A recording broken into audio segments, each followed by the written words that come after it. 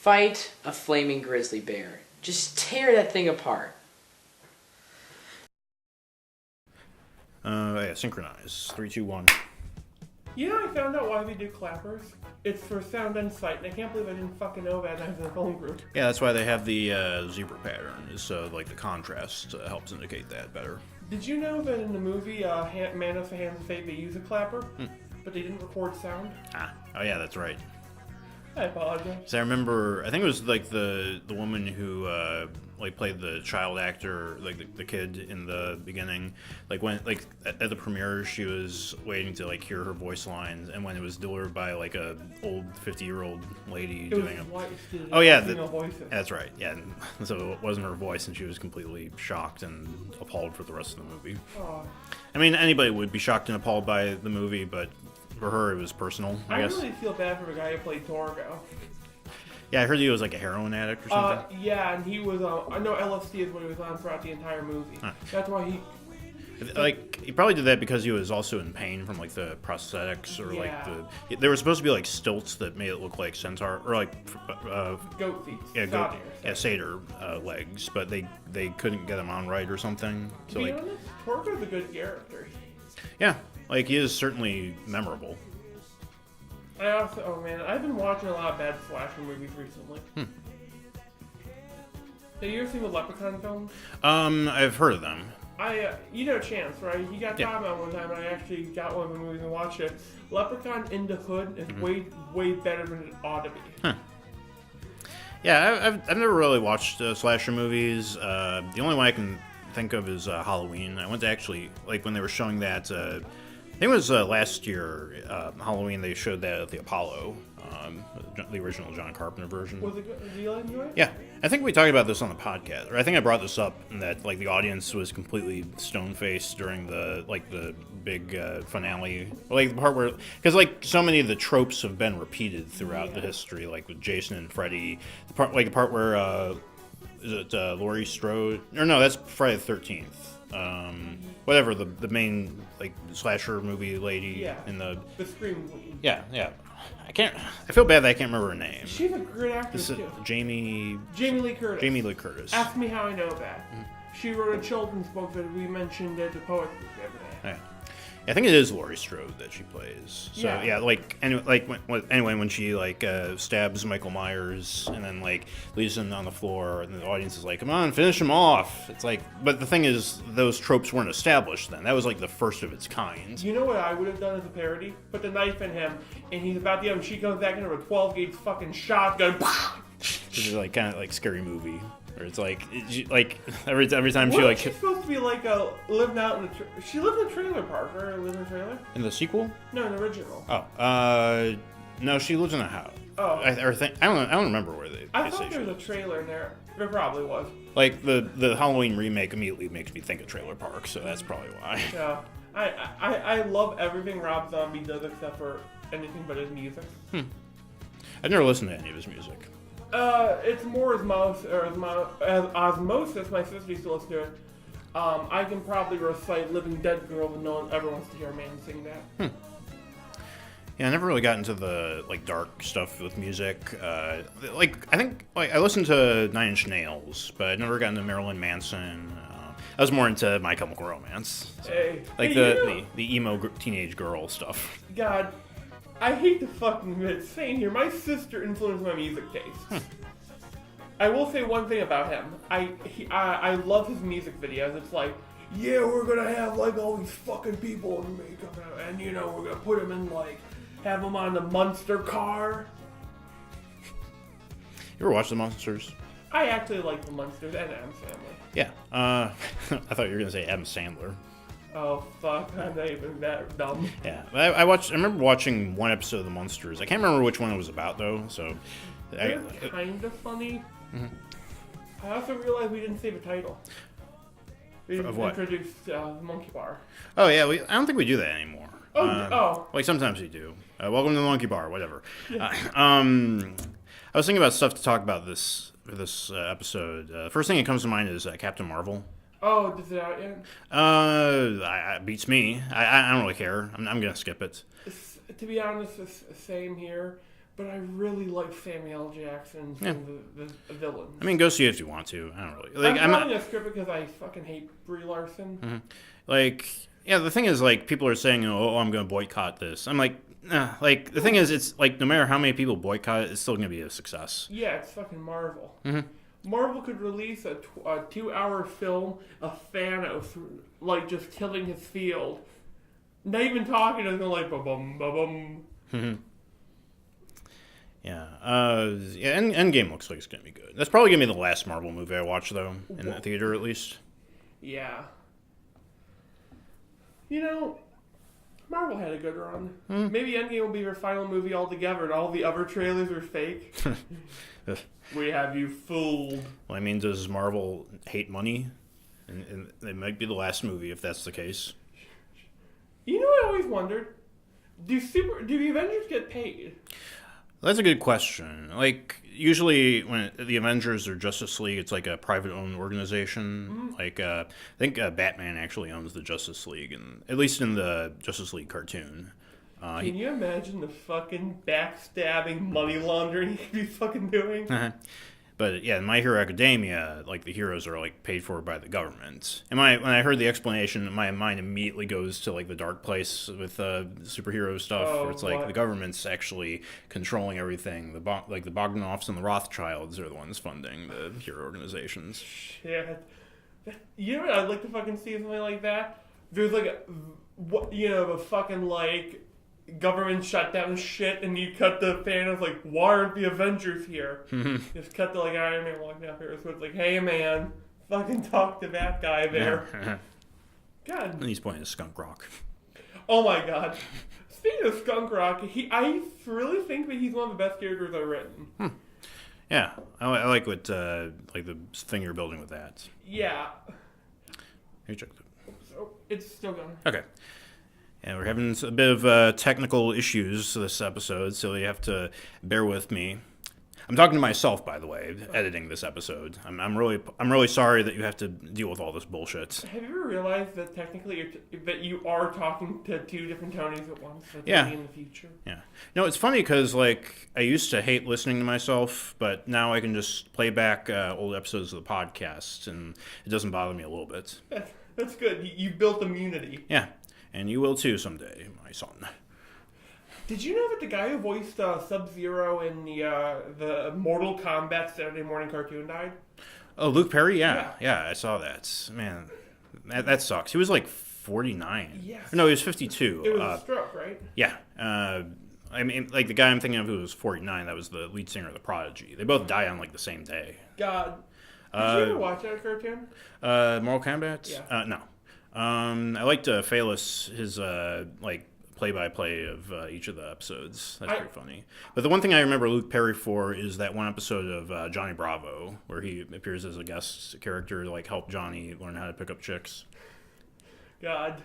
Johnny Bravo's a great character. Oh yeah, absolutely. Like I always love it when like characters that like fit in anywhere. Like you can just put them in a void and just drop them in any given situation, and they they manage to make a story about that.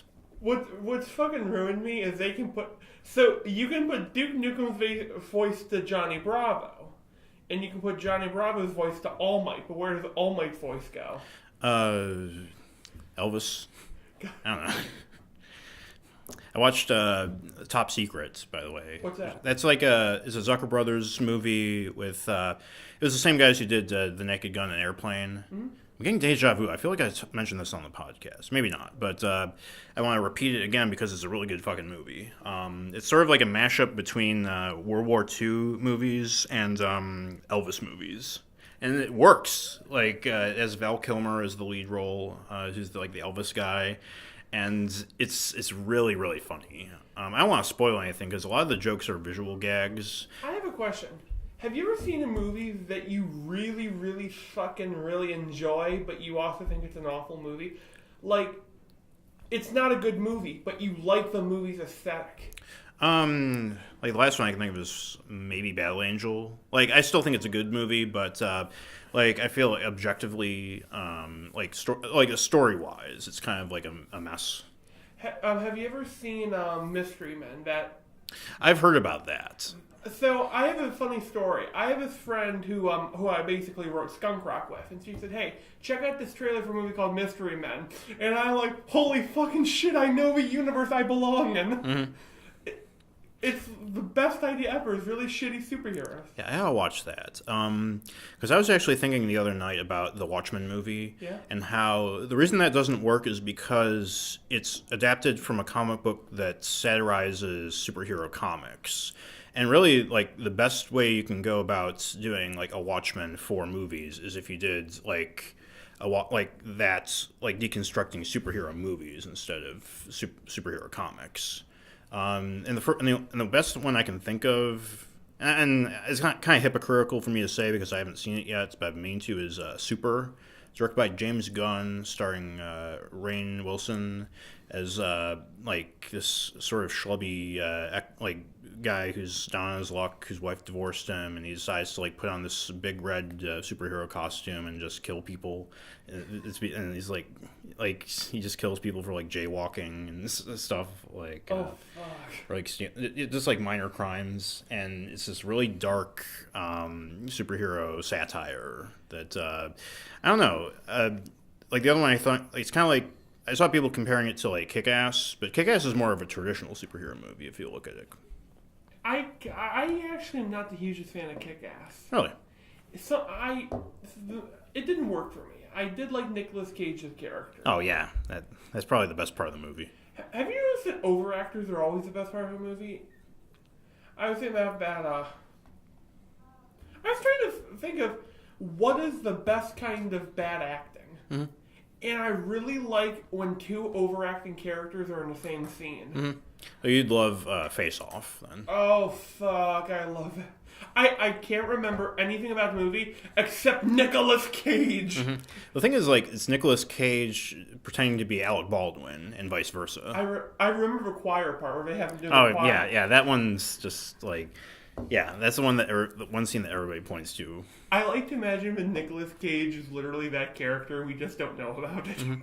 Well, I saw this interview. It was a GQ YouTube video where they interview him on his most famous roles, and he really seems like a pretty laid back guy. He does.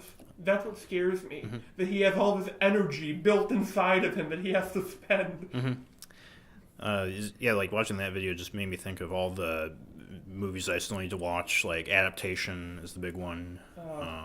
It's where he plays I don't know if you know anything about that. I don't. It's Charlie Kaufman was commissioned to do an adaptation of some book about gardening or something, mm-hmm. and he ended up just doing this satire of that request or that movie. It was sort of documenting his own struggles with trying to adapt this movie into an adaptation. So Nicolas Cage plays Charlie Kaufman, and he also plays his twin brother, and it's just them trying to figure out how to adapt this terrible shitty novel into a movie, and they can't. And by the end of the movie, they just say fuck it, let's just not do it. Let's just I don't know. I don't know exactly how it ends, but because I haven't seen it. So, but yeah, it sounds really, really interesting, and I've heard it's one of Charlie Kaufman's best movies. I've been really getting back into watching movies that are considered high entertainment. I recently rewatched Fear and Loathing in Las Vegas. I fucking love that book. Mm-hmm. I fucking love just Hunter S. Thompson on LSD writing. Mm-hmm. Sorry. Oh. It's still going good. Okay. Yeah, I must have fucking did something to anger the Omni Psy from Warhammer. Because next thing you know, fucking printers are eating my paper. The machines hate me. Yeah, I saw that. I was trying to get into the Dresden Files, and the main character is a wizard, and technology is constantly fucking up around him because of it. So he has to drive in this shitty Volkswagen Beetle from 1945. I don't like that trope when they do technology versus wizard. Yeah, it's sort of yeah, I don't like the idea of technology versus nature in that way. People who write in that certain way, I get the feeling they believe that those two things can't coexist, which I believe they can. That's kind of why I like Warhammer. You get these the whole fucking tech priests of Mars. They're basically like we have to rub down the engine in holy oils while humming. They use psychic energy, but fucking Warhammer psychics are fucking wizards. Don't let them tell you otherwise. Yeah, another thing that also sort of does that is Yu Yu Hakusho. Oh yeah. It's like they have the spirit world that's basically like a bureaucracy thing where they're just like filing papers. I love that scene from the first one when they show all the little Oni running around screaming. Yeah, like for me, it's like it doesn't like hit it completely on the mark because ideally it's like where you don't see that separation. It's where it's sort of like mashed together into its own almost genre. And Yu Yu Hakusho, they kind of like separate the two things. I had this idea of a story that would follow basically, it follows monsters and the government group it tracks. And my favorite idea I had was fucking Medusa has to wear mirrored sunglasses, and that gets her so angry. You ever read Percy Jackson? I have a funny thing. I love and hate those books in equal measure. They're very nostalgic to me, but I try to reread them like, wow, this is awful. This is worse.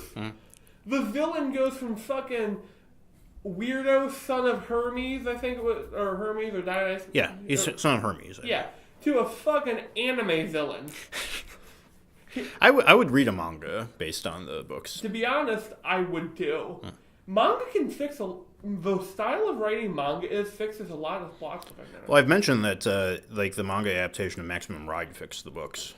I wouldn't say go so far as to say fixed, but it definitely makes them like a significant amount better. Have you ever read the Majora's Mask manga? No. They did something kind of cool. They gave Majora's Mask an origin. They made it a fucking dragon that was killed by a musician that looked kind of like Link. So that's why it wants to destroy the world on the festival's day, because it hates music. And the mask was carved from its scales. I saw that the Link's Awakening remake is coming out soon. Oh, that trailer warmed my heart. Yeah. I don't even kind of like the game that much, but I really want to play it. Yeah, I've never played the game. I know just bits and pieces about it. I know that people are kind of like shitting on the art style, but I kind of like it. That's what drew me in. I like claymation and that sort of aesthetic. I mean, like people felt the same way when Wind Waker was first announced. It reminds me of Pikmin's cover. Oh yeah, that's right. Man, Pikmin had a really great art style. I love Pikmin 1 and 2. Pikmin 2 is one of my favorite games of all time that I think about. I liked that when you beat a monster, you could see it in the monster thing. And I really liked horrifically throwing thousands of carrots to feed to the evil creatures. God, Pikmin are horrifying fucking creatures. You know, they rip you apart and feed you to a giant machine that reproduces using your genes. Yeah. Speaking is there any games you're looking forward to on the Switch? I think I mentioned Astral Chain. What else is coming out? I feel like there's some other stuff that... Does that new Fire Emblem look kind of good? The free houses? I have almost no interest in Fire Emblem, to be honest. Kind of. I've always been kind of like interested in it. I like the idea that you're a fucking teacher and you have to... If you don't teach the kids good, they die permanently. I mean, the only games that I'd be excited for the Switch, they haven't even been announced. So, like, I would love to see a Pokemon game that's more like Breath of the Wild, where it's like it's more about exploration. Speaking of that new Pokemon game, did we talk about the fact it's set in basically England and Scotland? Oh yeah. Have you seen those memes floating around? Mm-hmm. I really want there to be like you could download an official Nintendo DLC. I'd pay a fucking $5 to get to hear you go, you fucking asshole. Yeah. Angry British people. As we were talking about, like, I wonder if there's going to be voice acting, and then now I hope there is. Yeah. And I really hope they talk like kind of drunk, like they sound like they just got off the bed. Like real Mike Wankers, you know? No, or an Australian Pokemon game. Oh, yeah. Fucking everything is either bug type or dragon type.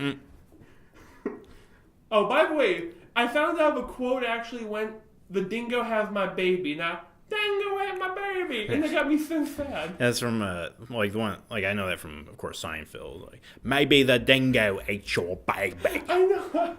I'm sorry, I feel bad for that woman whose children may have been eaten by wild dogs. But I still love his mental image of his Australian woman wailing as the dingo picks a baby, blanket and all, and runs off. Reminds me of those Pitbull memes where it's like they show a Pitbull running and is like, I'm going to go eat a child now. God. And the reason that like there's so many Pitbull attacks is because you have these like shitty moms who leave their like newborn infants in a room with a dog that's like its natural instinct is to attack something that squeaks violently and shake it to death. Here's the weird thing. Do you know why they bred pit bulls? To watch kids. But you have to fucking train them. Yep. That's like fucking, hey, my house is, I live in a fucking fire hazard. I'm going to set the fire extinguisher next to the baby. So when it burns down, it shields my infant with its white aura of cream. That's a surprisingly accurate metaphor, yes. I apologize. That's fine. Like, we've talked about worse than child murder on this podcast, I'm sure. Yeah. You know what else I really fucking like? I have a friend who is one of those people who, if you show a picture of him, why don't I kill her? And I like when she sees those memes. Because I love her to death. I kind of like seeing, you know, poking the snake to see it bite. I feel bad. What other movies are coming out? Detective Pikachu. Oh, yeah, that's right. Fuck, that trailer looks so goddamn good. Yeah, I saw I didn't see the trailer, but I saw, like, the clip of Mewtwo. They also have fucking Ludicolo, who is one of my favorite Pokemon of all time. I wonder if anybody's, like taking the clip of Mewtwo, like destroying the Pikachu float and added Green Goblin's voice over it. I know what I'm doing when I get home. Pikachu! They call me Mewtwo! Misery, misery, misery. God. I want Willem Dafoe to fucking voice Mewtwo now. Oh, yeah. They should do that. That's the big reveal. He's voiced by Willem Dafoe. We have the alternate cut where Pikachu is voiced by Danny DeVito. God. Mewtwo is voiced by... And also all other Pokemon are voiced by Angry Screaming Scottish Wind. No, do you know what I really want to fucking do now? I want to see, like, Willem Dafoe in a monster movie where he fucking, like, he does his rant and the werewolf thing goes, oh, God, you know, dude, stop. I saw that there were some, like, adult jokes in the background of one of the trailers. Yeah, So, like, yeah, I think that we were talking about that, and I thought that there wouldn't be. Can I spoil a joke for you with that in the trailer? Sure. It's the scene where they have Pikachu fight Charizard and he's doing the stretches. Next scene is him grabbing the bars and he goes, get me the hell out of here! Yeah. God, you know how fucking terrifying Charizards are? Yeah. Yeah, they'll let Pikachu say the H word, but they won't say Ryuji say the F word. Yeah, fuck.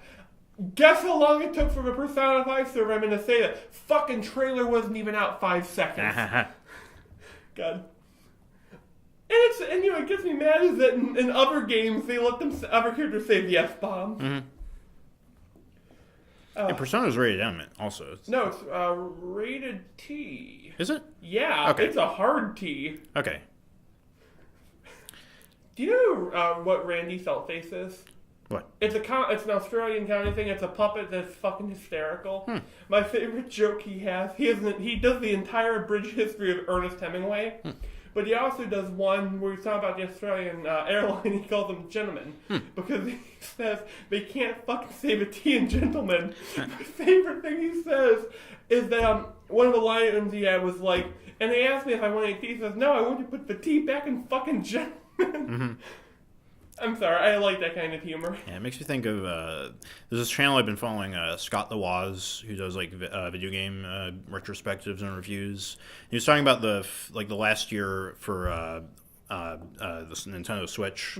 He's sort of giving a recap for all the games that came out over between March 2018 and March 2019 now, and like he mentions Kirby Star Allies, but he kept calling it Kirby Star Allies. Because I think he like talks fast, which is why he was doing that. Now all I'm seeing is they take Kirby into the doctor and says, you know, Kirby, there's a reason why your wife can't get pregnant. And you cut the King Dedede walking over with a very large mallet. Somebody in the comments said like that it's an Ohio accent, and I had to disagree with that because I've never heard somebody like pronounce it that way. Yeah, like, I got the most fucked up Ohio accent. It's mixed with a lisp already. God. Oh, back on the like technical issues. I don't know if you know this. I started a coffee account. It's a KO-FI, and it's like it's like a donation incentive to like give what you want, like $3 and upward. So I guess $3 is a cup of coffee, and like it lets you set goals. So like the goal I have right now is a microphone upgrade. So because I know that because editing is kind of a pain for me, but like if we have two like handheld microphones that connect to this recorder, the one that I'm using, and it'll because it's a multi-track recorder, and yeah, the problem with your recorder is that it takes only micro SD cards. Yeah. And I think that the reason that it keeps getting desynced with mine is that I have a class 10 card, and that one's like a class 4 card. So that'll make things easier for me. Right now, I think I'm pretty comfortable with doing fixing stuff and editing. I'm doing it the hard way, like a man. Speaking of man shit, I saw the new trailer for Mortal Kombat 11. Oh yeah. It got me fucking stoked. Are you familiar with Mortal Kombat's cast? Somewhat, yeah. You know Johnny Cage is kind of a lame guy? They fucking made him the best character in the game. He has they show at the end his fatality is one of them is they knocks the guy's head off and then it goes up and says, what the fuck? And they censor it's like a movie take. They keep cutting to the clapper with Ed Boon's name on there. My favorite part is that they want to make every character Sub-Zero level interesting, is how they said at one point. Also, my favorite thing is that there was a fucking leaker, and this fucking leaker is getting crucified. You don't fuck with Warner Brothers. Yeah. It's also coming on the Switch. Oh.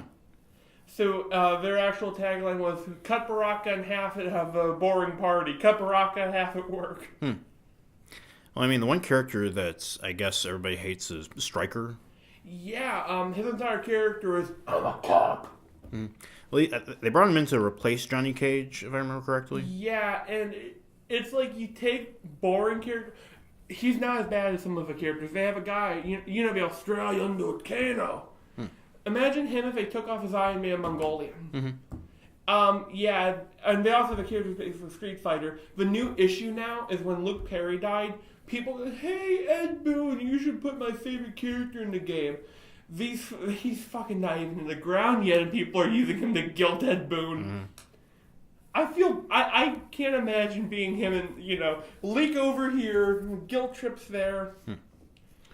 I actually picked up a Humble Bundle collection for $10. It's you get 8 indie games, and the reason I did the $10 pack is because Overgrowth was included with that. Overgrowth? It's a lot of people know it as the furry kung fu game where he plays a rabbit. And, that game fucking came out already? I think it's still in early access, but I saw that Chris O'Neill only plays.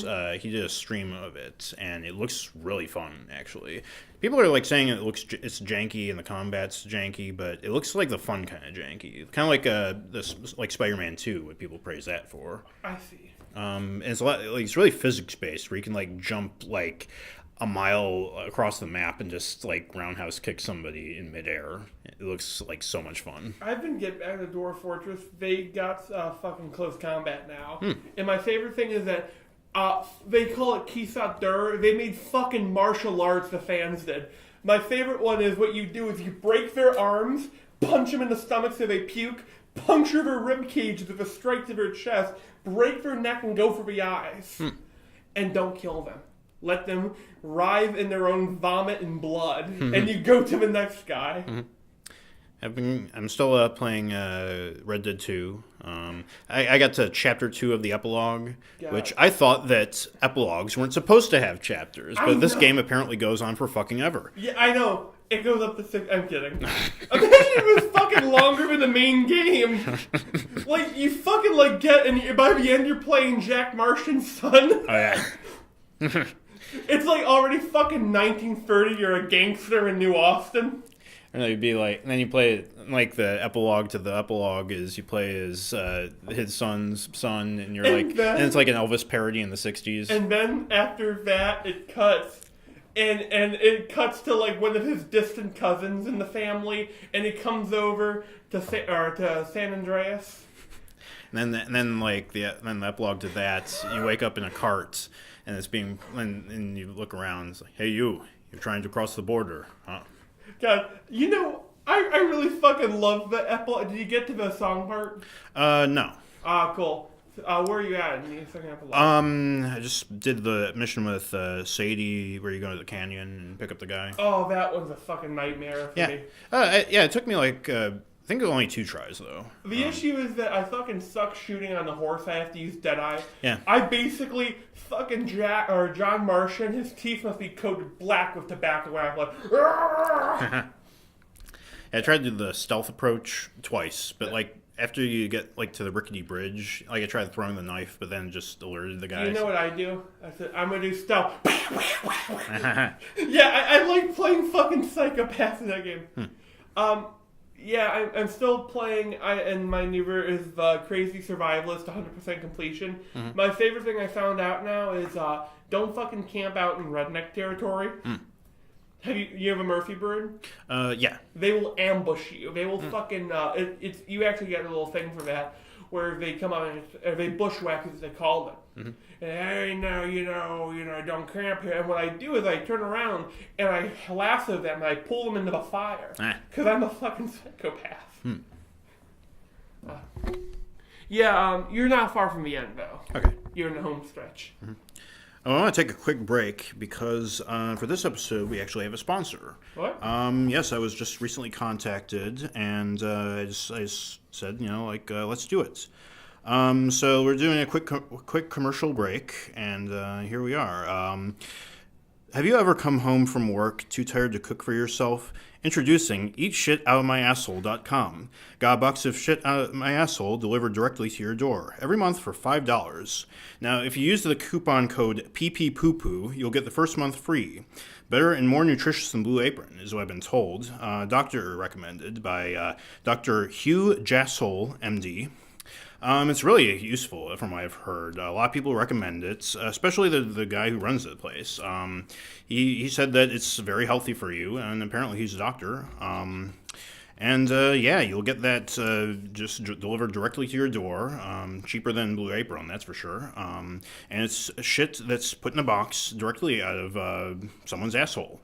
And their shit doesn't stink. A doctor actually told me that. So what he says it must be true. Trust us, it's not Shinola. Mm-hmm. A subsidiary of McDonald's. So we're getting paid for this. How much is jack shit worth? I believe it's around. It depends on the year. Yeah, I think it's like British pounds, like estimated. I guess. Yeah, we'll figure it out. But yeah, like that. Like anyway, back to our regular scheduled program.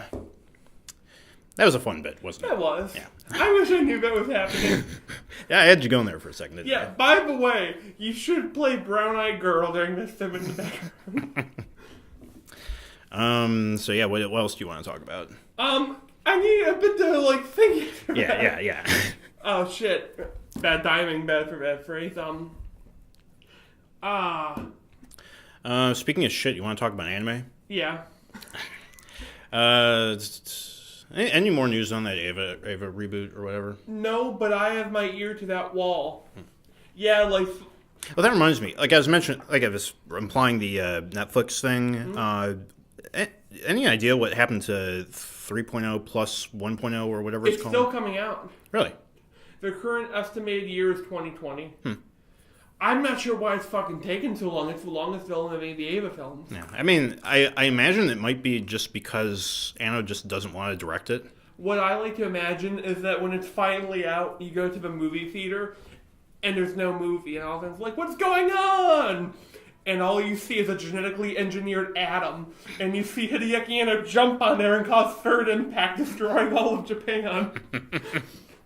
And as the oceans are flooding with LCL mixed with blood, and New Zealand's wiped off the map, all you see is one Ava geek pulling himself from the iceberg after killing and eating a leopard seal going, that wasn't a bad marketing campaign, was it? He sinks into the ocean to die.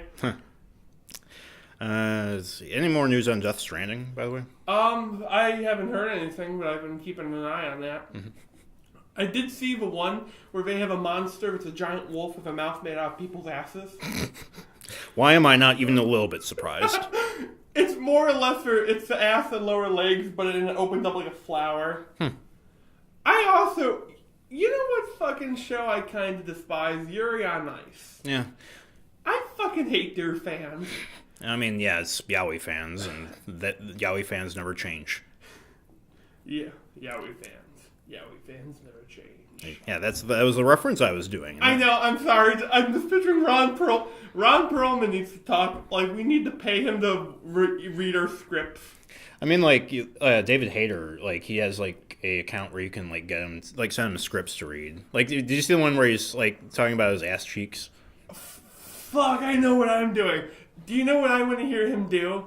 I want to have him do the Armstrong dialogue from Rising. You gotta crack a couple eggs to make an omelet, son. God, Armstrong's the best fucking Metal Gear boss ever. Yeah, I mean, like, it's probably my favorite, Metal Gear game in terms of, like, I don't know. Like, it's got the best character. I think it's unfair to compare it to the other games. Yeah, it's my favorite Metal Gear game with Raiden. Metal Gear spinoff, I think. Yeah. I mean, I haven't played any other Metal Gear spinoff. Do you know what my favorite fucking thing is, though? I was like, wow, Miss Strell's cool. Then you meet the Asian dude with the arms.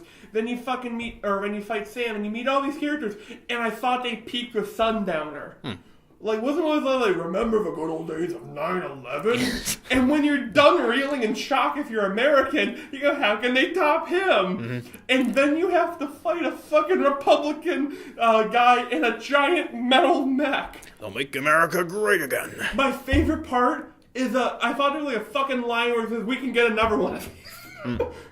I just want to picture this company that's like making like custom metal. You're like, oh shit, did they really ask for the express order? They should make a Metal Gear game where you play as the Metal Gears in mass combat. Yeah, I've always wondered how, like, they would work in, like, an actual battlefield Rex situation. would be fucking awful, but that tank from 3 would probably steamroll, but Ray, the one that can swim, jump, and fly. I mean, I like the idea that Rex is just made for, like, long-range combat. Yeah. And, like, I think most of the Metal Gears are just made to, like, launch or, like, they have, like, the nuclear rail guns or whatever. God, do you know what they need to make a crossover of? Armored Core and Metal Gear. Where you play as, like, a member of, like, Shadow Moses and you're betraying the bad guys, by the Patriots, by building your own Metal Gear piece by piece. Kind of like that Johnny Cash song, where he makes a car by stealing a piece every day. I don't even fucking like Johnny Cash that much, and I know most of his songs. Yeah. I still prefer, like, the original version of Hurt by Nine Inch Nails over his cover of it. Yeah, his is kind of drony. Well, yeah, and it's also kind of like, like, what really gets me is the fact that he changed the line, I wear this crown of shit, to crown of thorns. And that really makes it, like, that really changes the total context of that song. For real? Yeah. I've never heard Nine Inch Nails version. Like, the original Nine Inch Nails is, like, Trent Reznor, like, really, like, basically shitting on himself and saying, you know, like, I'm a terrible person and I'll drag you down with me. Whereas the Johnny Cash version is, like, him just sort of, like, giving his own eulogy, almost. It works as his post-mortem song. Yeah. Yeah, and that's fine. I mean, he died, and, like, that was the last song. I think that was the last song he did before he died. Actually, no, that was the opening theme of, like, some Applebee's commercial. The Dark Universe that happened. I'm just picturing, like, a fucking commercial for Applebee's, and, like, it's just, like, this family just going there and just being completely miserable. I hurt myself today. This, like, slap some mashed potatoes down your plate. The waiter looks on in disapproval. And you cut in the back, and the chef is the guy from Nine Inch Nails glaring at them. He's just hanging himself from the ceiling. Yeah. Applebee's, when you're here, you're here. Yeah, you know what I remember? I recently watched some of the Saw films. Mm-hmm. Why? Because one of my friends told me they have one really good thing. The guy who plays Saw is fucking entertaining. Yeah, he's a pretty good actor from what little I've seen. You know what I think that I can't believe? They had to make up... I watched them. It's a fucking soap opera. It's a fucking soap opera of torture porn in there. That was a weird but brief period where it was like the mid to late 2000s where you had stuff like Saw and then Hostel with like Eli Roth, that kind of gory, gross shit. I think gore works in some films. Yeah. But the one thing I can't believe is that this guy was fucking like Steve Jobs in the universe. And fucking no one went, wow, I wonder where he's been all this time. It's almost like he's making a shotgun carousel, which is the best part of that fucking franchise. Are you familiar with that scene? No. They get, it's one of the people where like, they get 6 people, you can only save 2. Every couple of seconds, the carousel stops and there's a shotgun that shoots and loads itself. So he has to pick 2 of his coworkers, and all of these people are trying to suck the guy off for a job. We mentioned where's he been all this time? Like if you look up the Saw timeline, it's completely skewed. Like it makes no sense. It's like worse than the Metal Gear timeline. Imagine, oh my fucking god! Imagine if they made a Metal Gear movie. I mean, I'm sure. But it was directed by Kojima. He shouldn't be allowed to do it. Like they should keep him on set, but he's not allowed to write it. Has he directed movies? I think he directed some live action. No, he did a live action thing of David Hayter where he's playing himself in an iPad smoking a cigarette in Metal Gear 4. That fucking confused me as a kid. Like, hey, there's Snake. Why is he smoking? Why is he live action? They should bring back FMV games. I'm just gonna say that. I'm hard to disagree. I mean, they still make FMV games. I mean, like, but I kind of like FMV if it's done right. It's a style. It was a style. I really like the game Harvester because of how awful it was. I mean, stuff like that, that's the only instance where I might agree with you. Yeah, I didn't get much sleep last night. Yeah, I had a weird night too because I took a nap late in the day yesterday, and I didn't get to sleep until 2 o'clock in the morning, and then I kept waking up, not frequently, but I had my alarm set for 9. And I went back to sleep and woke up at 11:30. And so I think my sleep schedule is back on track, maybe. I don't know. I mean to go back to bed earlier. You should try it. You have to do it for a week before it sets back in natural. Oh, great. Now, can I tell you who my new best friends are? There's 2 squirrels, so I'm calling the fucking squirrels because that's the best way to describe what they do. I hear them on the roof. And you hear, shh. And I hear this. And they start early in the morning. Crack of dawn, they're like, hey, look, I think they're trying to sleep down there. Pull out the gags. Let's see. Comicsgate is still happening. May as well talk about that. I love how everything has a gate these days. Yeah. I think that the new Jawbreakers comic came out. I couldn't get 10 pages in without just fucking wanting to die. It's so boring. That's the one where it's it's sort of it's basically any 90s comic you can think of, Wild Pack or Dooms 3 or those kinds of shitty, terrible. And they actually were, the guy who did the original Jawbreakers in the 90s, he did an Indiegogo that raised $100,000 for this terrible shitty comic. It's the worst thing is that it's boring. It's awful. I'll have to send you a link to it because they leaked it on 8chan. I know that Mod1 on the Discord, he said that he's been trying to read through it. It's 50 pages, and it's I just couldn't bear getting through 13 pages. And he said that he's dreading having to get through the rest of it to write a review. He really doesn't want to, and neither would I, actually. I recently decided to read a comic by name alone, The Other Dead. It was about animal zombies. I may have mentioned so Pet Cemetery. But the issue is that let me describe the plot to you and tell me if it sounds good to you. a Satanist rock and roll guy, his stripper girlfriend, a little cancer kid, and Barack fucking Obama, and a white supremacist have to team up to fight against animal zombies. Kinda sounds entertaining, at least, right? Mm-hmm. No, it's fucking not. Mm. It is like the worst fucking shit I have ever read in a comic, minus the zombies. The zombies are cool. Mm-hmm. But the fucking issue I have is, like, they do it straight face. I was gonna think, that's what was on my mind, yeah. It was fucking straighter lace fit of Boy Scouts boots. Mm-hmm. That's the worst thing you can do for a premise like that. There is one, it could have been funny, where they have the white supremacist Confederate guy. If there's a white Southern hate group, he's one of them. And he turns and he goes, "Mr. Obama, you can shoot that gun good." And Obama stares him in the face and says, "Just because I take your guns doesn't mean I don't know how to use them." And my favorite fucking part is that they run out of really cool zombie ideas. There's nothing original. There's not like a fucking zombie panda. It's like birds or alligators, so it's in the fucking bayou. Mm-hmm. They couldn't even have like a fucking, like, imagine going to like a taxidermist shop and there's like a lion head that comes down and starts, or fucking like a zombie elk head swings and takes the guy's out. It's a cool premise. They just fucking botch it in every possible way. Mm-hmm. Yeah. Yeah, one thing that I saw on the Shea Webcomics Discord was, I think, actually, no, Thomas tweeted this. Thomas Mod 1, by the way, and various other names. I know I keep alternating to confuse the heck out of our audience, but oh well.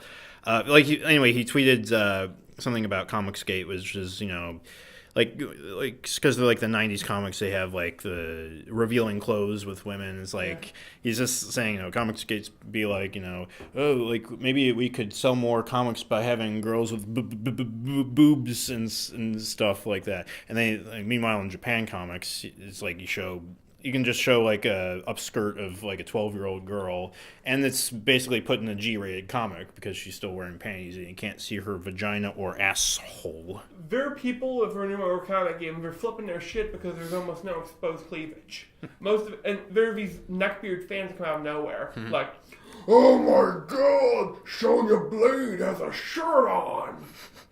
And like, I don't know where I don't like dissing nerds. Okay, fuck, I like dissing nerds. These troglodytes live deep inside their mother's basement and are writing angry Mortal Kombat reviews amidst piles of cat piss coated boxes that the mother throws down there to try and kill him with. I mean, you have the option to buy Dead or Alive 6. Just saying. I should start posting them when those people start going. Mm-hmm. Like, it's really just a matter of brand loyalty when people get that upset over a franchise just going in a direction that they don't like. Because, like, you can always just jump ship and, like, watch or play something else. Or even, like, if you're ambitious enough, make your own video game. Make your own comic that has, like, the stuff that you want to see in it. And then watch it fail horribly because you're a shitty writer / artist. Same here, fam. Same here also, fam. Yeah, I'm sorry. I don't know. I feel like I'm on the right track with the comic I'm working on right now. My current goal right now is fucking get a grip on it, grab it by its horns, and break its own neck. I found that that's what they try and mean is get it by the horns, is what they used to do to kill deer. Yeah, it's I've been looking through. It reminds me of Hold Your Horses, which is but nobody owns a horse anymore, but we still hear that phrase. I don't think I hear that phrase. Hold your automobile. You know where balls to the wall come from? When pilots would speed in World War I, you would put a lever that had a ball on there to the wall of the plane. So balls to the walls means to go faster than one of the planes. You know where Son of a Gun comes from? No. Okay. I heard that it was like I think it's like not true, but like it comes from like a Confederate myth that like a guy was shot in the balls, and then like that bullet like went into the belly of some woman and she got pregnant, like some woman sitting by the battlefield, and like that I don't think that was true. Like the MythBusters actually did that on their show, and they showed that like a sperm like sterilizes by the time it gets like an inch away from there. Just picture You hear like a fucking Johnny Come Home playing the battle march. Bullet goes through, hits the guy, keeps going, and this woman's just having some croissants in a Oh, it went all the way to France. Yeah, well, yeah. That's how they really underestimate Union bullets these days, and it keeps going all the way around. You know what I hate in comics is when they draw like a bullet with the shell casing still on it after it's fired. Fuck. I know what you're talking about. You know what else I really don't like sometimes in comics? When they do characters with like weird heads and the head looks different every angle it's in. Yeah. Like a different creature. Yeah. I kind of have that problem with my characters. I apologize. Like, no, it's fine. It's something I've been meaning to work on. That and shading, because I actually put out an illustration of the Mel Murray comic, one of the characters, and like, it's like, I was trying to do like the moonlight in the background, but like, I have trouble like getting like the character shading right, and it's a lot harder with simplistic shading, like cell shading, because you need to know exactly where to shade it. You can't like Guesstimate. You can't guesstimate it with like paint strokes or like that, because sometimes like some people can like cheat their way through like this sort of like this is kind of what it looks like. Kind of like the problem that people have with when they have their sketch finished, but then they do the line art and then it looks awful. Yeah. That's kind of the reason, is because you have a vague idea of how it's supposed to look versus a sharper, like more precise version of it. One thing I was thinking about that really kind of fucking bugs me with shading is I'm textures. Sometimes they color everything like it's cloth or spandex or. Marvel was okay about that in the 90s when they had like Cable's arm compared to the pants he wore. Mm-hmm. Not everyone was that okay at that. Mm-hmm. Also, who's the fucking guy with the pouches? The Marvel artist made Cable. Rob Liefeld. Liefeld, thank you. I apologize. I forgot his name. Yeah, I did too a little bit there for a second.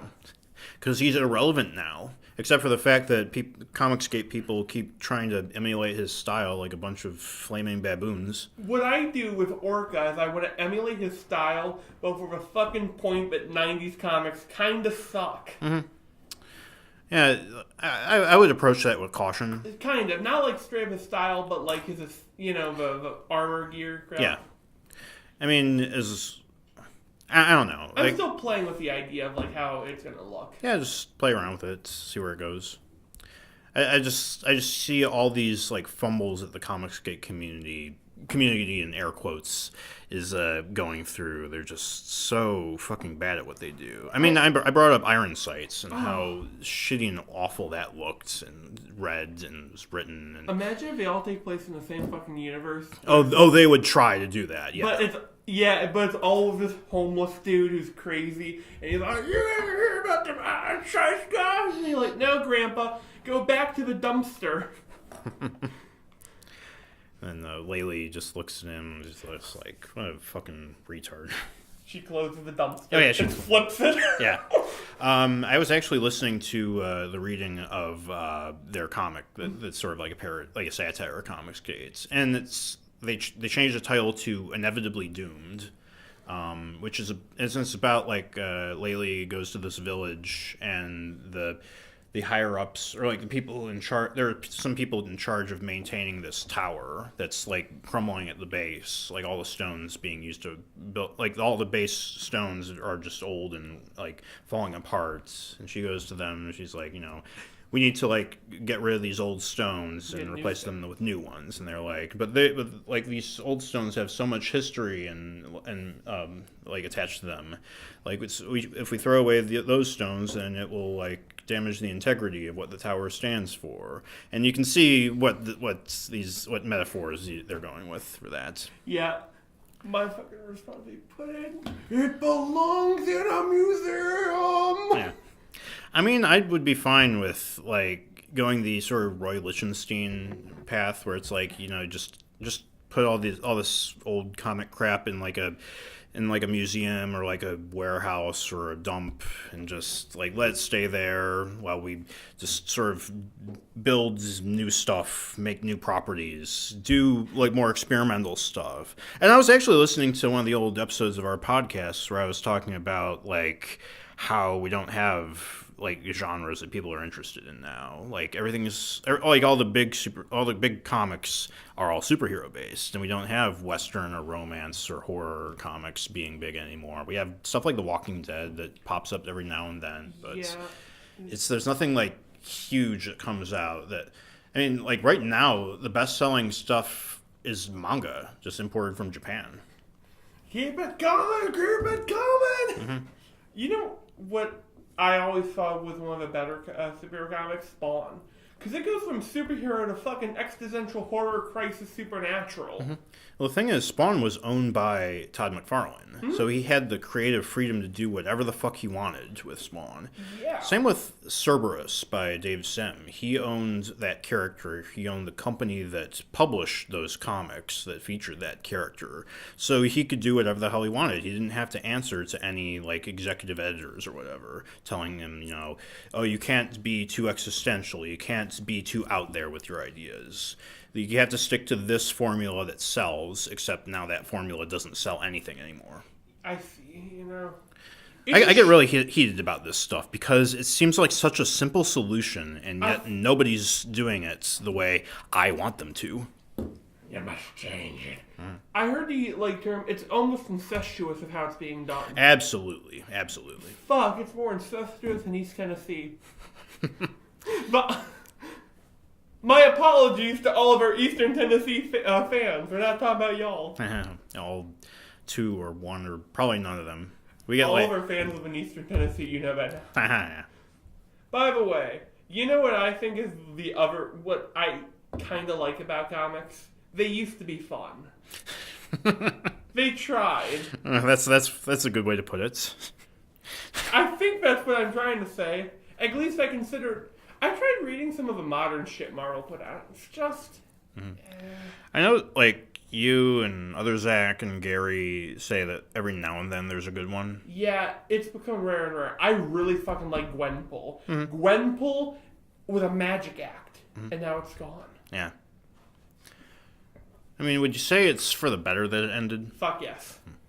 I kind of wish it wasn't in the Deadpool sequel that's obviously going to be made.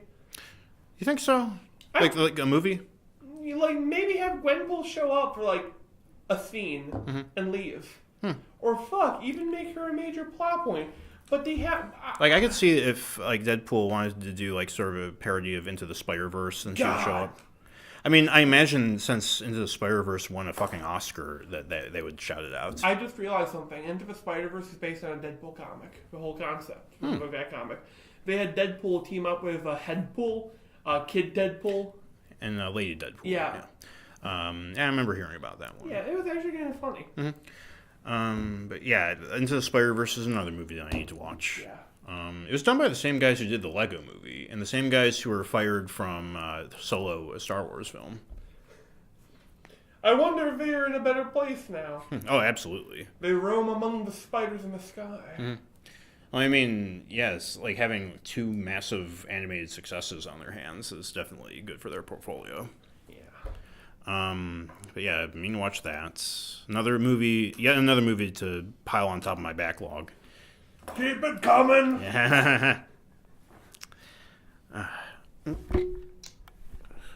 Anything else you want to talk about? Not really. I think we did good. Yeah.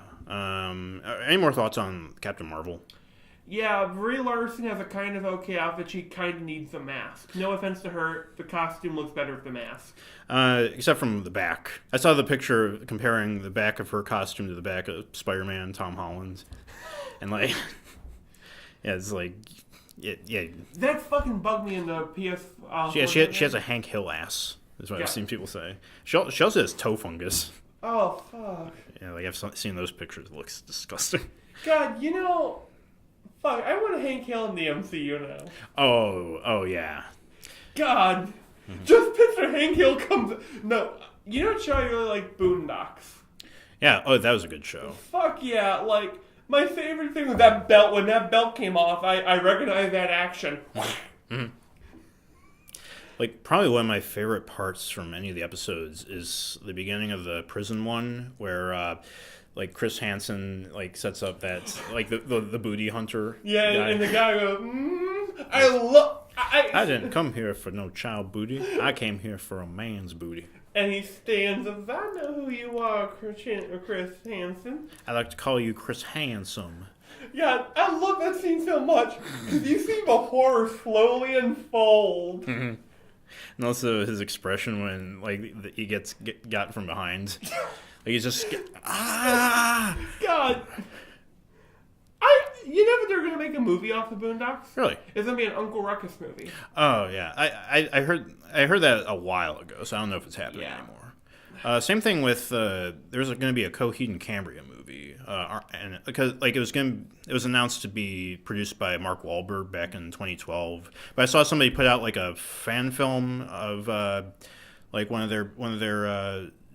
No, it was like a petition for like a Netflix movie based on their like Amory Wars mythos, and they endorsed that. So that makes me think that Marky Mark dropped out of producing a movie. So I don't know. It would be interesting to I know I mentioned before I'd like to see like an animated movie done by like David Productions, because it seems like the kind of content that they'd be familiar with. Like a lot of the Coheed and Cambria like backstory like in their music, the rock opera stuff is really really out there. Didn't they have a killer bicycle? Yeah, it was 10-speed, the bicycle who's convincing who's like trying to subliminally force a writer who like has like fourth dimensional powers to alter reality with his writing to like murder people or something. God, that's like Billy the Puppet when he comes in a trike and then you see it flip him off. Mm-hmm. God. Yeah, it'd be interesting to see like all that weird stuff be like galvanized into something coherent. And Cambria. That's a great word, galvanized. Yeah. Actually, you heard Super Eye Patch Wolf use it in that context about otaku culture, actually. Because he was talking about anime in the 80s and how it was really experimental. And now we have, like, just cat-maids, like, 30 animated series of, like, straight cat girl waifu animes. Have you ever seen that video of the guy in the trench coat and hat and he does the whole fucking sword bit? Oh, yeah. On the news program? Is that the guy who like stopped like a mugging on like on the subway train or something? I think so. I wouldn't be the fucking guy to admit like, yeah, I was gonna mug this bitch and this guy came out with a fucking sword. He literally teleported behind me and said "nothing personnel, kid." God. That's not even the right word, but I was still scared anyway. God. Oh, man. By the way, my uncle discovered the copy pasta of the Navy SEAL. Someone posted him, he's been fucking fighting with a cousin over that. You were in the Navy SEALs? Yeah, well... Yeah, now that we've brought up your family, this is usually the sign that we're ready to end. Yeah. I've been Tony. I've been Zach. And this has been The Monkey Bar. I apologize for bringing up my family.